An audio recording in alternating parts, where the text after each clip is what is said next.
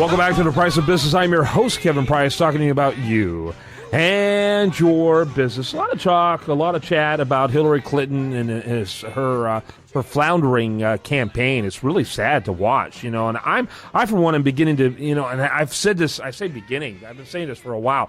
I've developed a conspiracy theory that, that I think that Hillary simply, or actually the Democrats don't want to win. They literally don't want to win because I think they know how bad the situation is going to get. Every day you look at Janet Yellen, she's talking about raising the interest rates. Why hasn't she already done this? This free money that's gone around for years is fueling an environment of hyperinflation. We've needed some kind of legs on the dollar for a long time. The timing is perfect for someone else to take over and to take over an incredibly depressed economy, which could keep the Democrats in power for decades to come. I actually begin to see that play out. You got them owning both houses of Congress. Let's go ahead and give them a White House, and let's use a lame candidate like Hillary that looks strong on paper, but the American people really don't want anything to do with her and watch her crash and burn. Well, I would love to watch her crash and burn, but I don't think she will. But right now, her numbers are definitely not looking all that strong, and they're talking about Joe Biden entering the contest, and definitely if he did, it would give her a run for the money, no doubt, because he's got the executive experience, he's got the senatorial experience far more than she did, and he's got foreign policy experience, even though he was never Secretary of State. But when you look at her horrible record as Sec State, there's not exactly a whole lot for her to be able to point to say, hey, look how great I was. Come on, Benghazi, really? Yeah, exactly. Oh, that new Michael Bay movie looks really horrifying. Yeah, what is his political leanings? Do you know?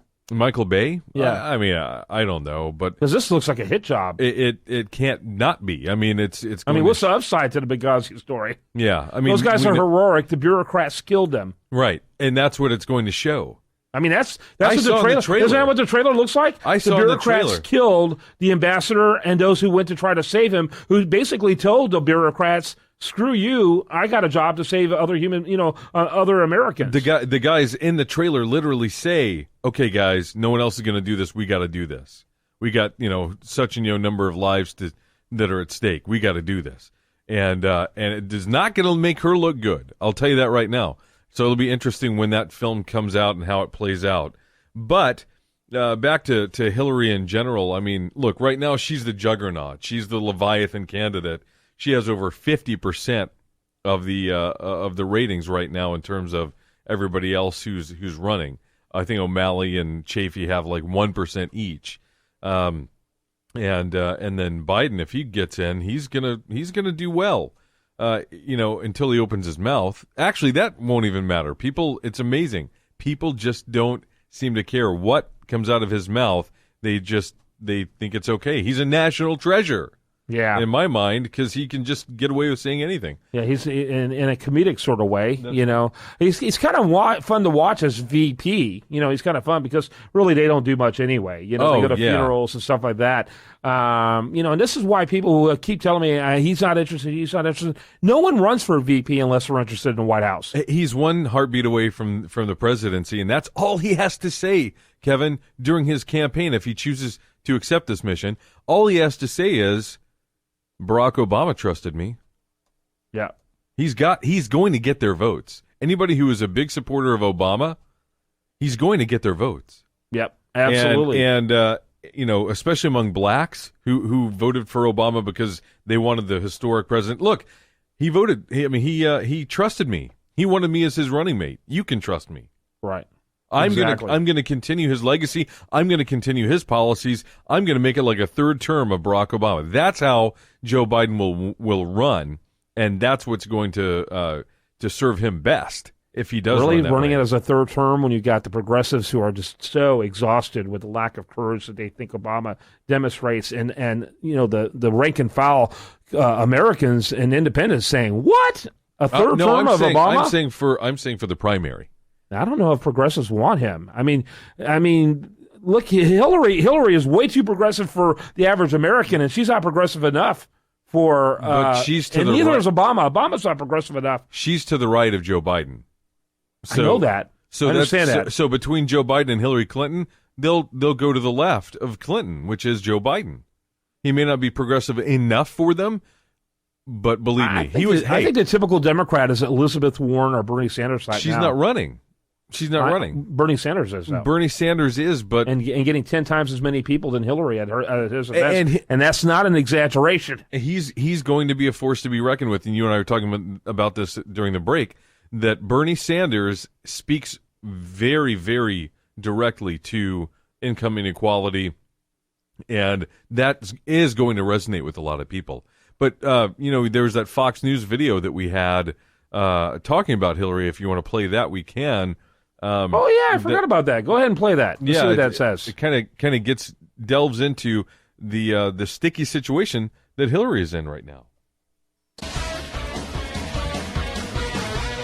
But we begin with possible new signs of trouble for Hillary Clinton as a new poll shows support eroding from a key voting group.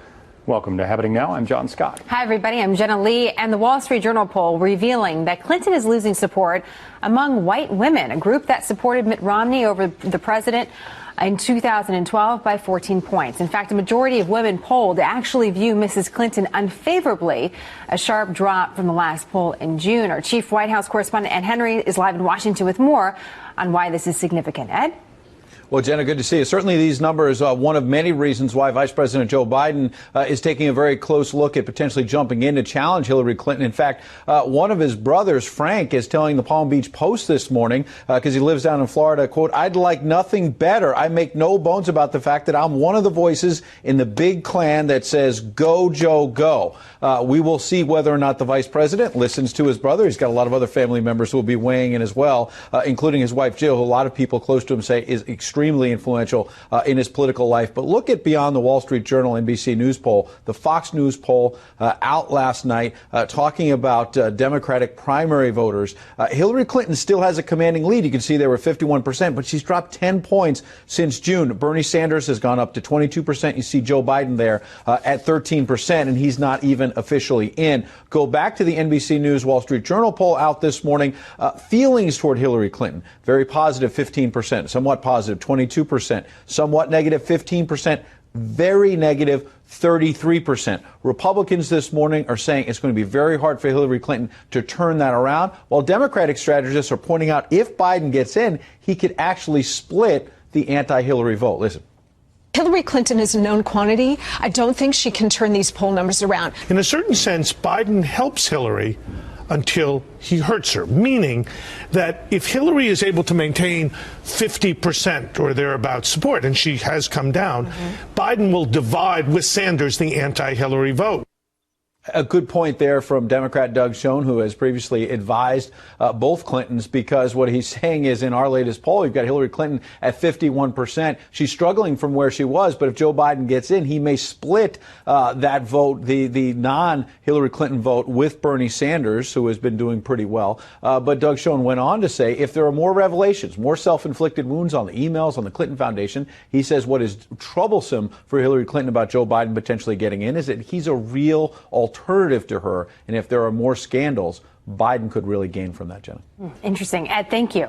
So, yeah, that's interesting. And it did talk about the scandals, but it didn't talk about the scandals. You said there's an interesting article at Fox News about that. Talk a little bit about that. Well, okay, I don't even know how far this is going to go because, we're talking about the Justice Department under Obama, okay, with Eric Holder and now Loretta Lynch. Not exactly what I consider justice, but the FBI has begun investigating the security of Hillary Clinton's private email server, and this is an attorney for the Democratic presidential frontrunner confirming this. So, one of her attorneys confirming this.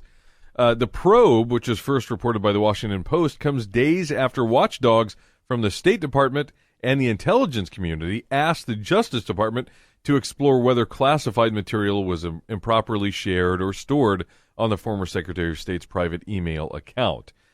Now, you can imagine how this is going to go. Yeah. Nowhere. Exactly. We're talking about the Obama administration's Justice Department, the Obama administration's State Department, and supposedly their watchdogs are saying, let's look into this. Yeah. It's not going to go anywhere, but it does still raise the specter of impropriety and maybe even illegality on the part of Hillary Clinton. Illegality? What? What? But it can't make it look good. It can't be good for her unless they come out and say, "Oh no, we looked into all these, and really, she didn't do anything wrong. She didn't put us at risk."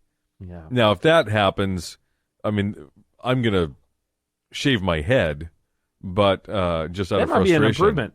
Thanks. Yeah. Out of frustration, but at least we won't have any more hair to pull. That's right. It wouldn't surprise me though if they come out with something like that. Yeah, absolutely. So, what do you think about? I feel pretty confident Biden's going to jump in. You think? Oh yeah. That's the question. Oh yeah. When. Oh yeah. He's definitely going to jump in, no doubt, with both feet firmly planted in his mouth. Because that's what he does best. Yeah, absolutely. Well, but he will. There's no doubt in my mind that Joe Biden will jump into the race. Look, like you said, you don't run for vice president for any other reason. No, you don't run for vice president. Well, technically you do. But... I mean, you don't. You don't. You run for president. You settle for vice president. Right. For a while, but virtually any job you had before you became vice president was more substantive than the job of vice president. Yeah, exactly. Virtually any job. Exactly. Now, think about it. Joe Biden. He was one of the most influential members of the United States Senate, chairman for of the many decades. Senate Foreign Relations Committee. Absolutely. Chairman of the Senate Judiciary Committee. I mean, good night. The reason why Barack he's Obama the one, chose by the him. way, who did the lynching job on Clarence Thomas. Yeah. The reason why Obama chose him as his running mate was because Biden had all of the gravitas in the foreign policy and all the stuff resume that Barack Obama didn't have. So it makes sense for Biden to think, I mean, you picked me for a reason. It wasn't because I was good looking. I'm a go-to guy. But you know what's funny? He is so charming and charismatic. He really is. Yeah. It's when he goes on television, he's very telegenic and photogenic, and he's a big dork. Make no mistake, he's a doofus. But there's something likable about him that certainly Hillary Clinton doesn't have, Bernie Sanders doesn't have, and so it would be interesting to see him in the debates. I think he would do very well. Everybody remember when everybody during the VP debates thought that Paul Ryan was going to clean his clock. And he really didn't. No, not at all. And it spoke poorly of Paul Ryan, but it spoke well of Joe Biden, who I thought looked like he was drunk when he did look drunk. And the thing I said was, you can't even beat a drunk guy, Paul Ryan. I mean, come on. Paul Ryan came across as an angry kid who was trying to prove he was an adult. Right. And Joe Biden, like he really didn't care. So I guess my thought is, if drunk Joe Biden can beat Paul Ryan, who is supposed to be the wonderkind. Yeah. Just look out. Joe Biden's got an ace up his sleeve somewhere, and I think he'll be very surprising when he enters. I don't think it's a matter of if. I think it's a matter of when. Yeah, it's interesting to see. I personally, I would like to see some of the pandemonium that the GOP is suffering from to happen in the Democratic Party. So by all means, they need to get in there, and I don't know if Republicans really want the White House in light of what we're seeing happening in, Washington, D.C. today. It could be the booby prize of the 21st century to win that. Do you want to mention today's, by the way, as we wrap up the segment, today's program brought to you in part by our friends at the Houston West Chamber of Commerce. Always like to see them on. And also from our friends at V's Barbershop. And so glad to see them as well. Can I just mention one more thing? Because we do have a couple of minutes left. Yeah. There is a new story coming out that the Iran deal is really, really starting to take a nosedive in terms of support from the Democrats. Yeah. And that's kind of a big deal, a top-ranking Democrat, as a matter of fact. So Representative Steve Israel, who is a ranking Democrat in the House, has come out pretty much vehemently opposed to it. Very odd. You don't think that. I mean, yes, he's a Jew. I would hope that any Jew would come out. It hasn't been the case, but it hasn't been the case. Chuck Schumer's for it. The typical, Feinstein. Those folks are are for it. They're not against it.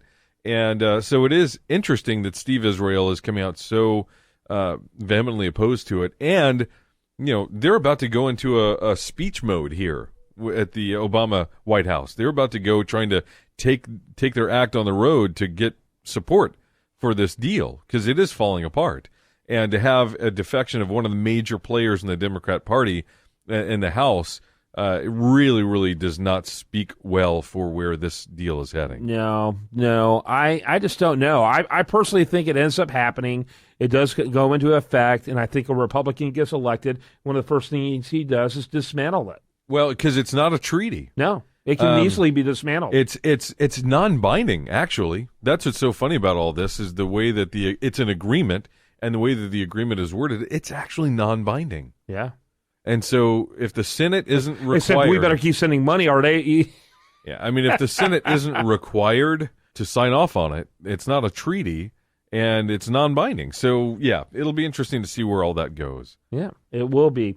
I think it'll be interesting. And, of course, this evening we've got the first debate. The first 10 have been chosen, the anointed ones. And to think the fact that, guys like one of the leading candidates like Rick Santorum didn't make that cut. Yeah, Rick Perry. And he's mad about Rick Santorum. Because he came in second last time. Yeah, he really did. And I don't mean, and it was pretty close. It was. He won several states. And I think that he really thought that this time around, he was going to be catapulted kind of the top of the list, and boy, he's at the very bottom. He really is. 15.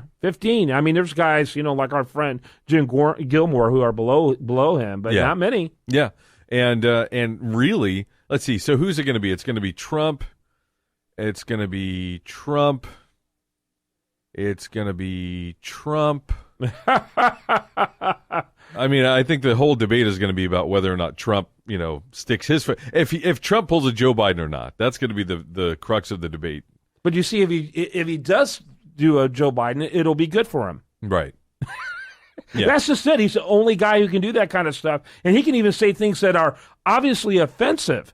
And it's okay because we're all tired of the politically correct culture that browbeats us and treats us ugly. He's saying whatever he wants. And the more abuse he gets, the higher he goes up. And there's no one I know who can solicit abuse better than Donald Trump. The guy's amazing. He puts the bully in the bully pulpit. He really does. Yeah, and that'll be interesting to see what and Chris Christie does to a certain extent, but yeah, I mean, I've never seen anything like it. Trump, but I keep telling you, it's because he's a celebrity. And once that wears off, if it wears off, we'll see where that goes. I don't think it has anything to do with celebrity. I mean, they know him because he's a celebrity, but I think it has to do with the fact that he can't be bought in the eyes of the American people. Right. He cannot be bought. Every one of these guys put out press releases about their warm and fuzzy meetings with multi-billionaires because they ain't got no money of their own. He put out a tweet saying, look at how these guys go, begging for money from the Kochs. Are they puppets? Puppets, right? Yeah. And so, people love that. People are tired of faux manners, faux politeness that all these politicians continually perpetuate. Oh, especially the senators. Yeah, any of the Senate campaigners, except for Cruz, the gentleman from so and so who is my jerk, friend. Right, my friend, my close people friend. People are sick of it. People are sick of this browbeating and oppressive culture that we live in, that we can't speak freely, and so they kind of like a guy who does, even if it's inappropriate. I'm telling you, man. And frankly, I think he's part of what may even be a curse on this country, that he's almost kind of like a modern Caesar, like the big man, the strong man, who's going to be even above the law because of his billions and the fact that I don't know, man. Just like I said that Bush set things up for Barack Obama, I wonder if Trump's the next logical step. Think about that, because the guy's an egomaniac. He's a megalomaniac. He's dangerous. Yeah. He believes in nothing other than himself. But he's not a professional wrestler, which is where we were obviously meant to go, with idiocracy and all that. So, we're not there yet. Give us time. We'll give us time. Yeah. So I mean, I guess that's up next. Yeah, and speaking of time, we're out of it. And so I do want to remind the listener that the show continues 24/7 at priceofbusiness.com. Best content here, over there at USDailyReview.com. Like them both and follow them on Facebook. Have a great day. We'll see you tomorrow.